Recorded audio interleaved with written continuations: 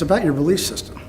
It's about your passion. It's about your desire. It's about wanting a stronger purpose. I mean, when you're out there working at home, day to day, and you're struggling, you have those struggle moments, you need to know that there's a belief and there's other people out there building this business.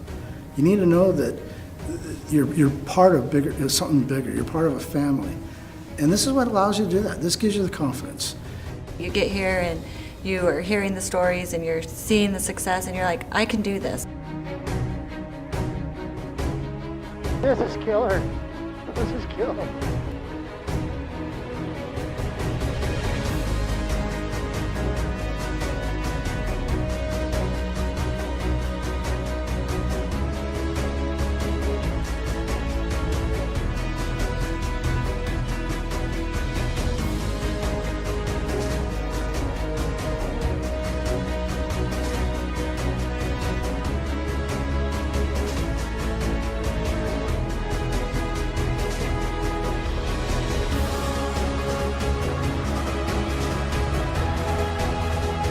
Simply by taking the Healthy Body Challenge is what I'm doing.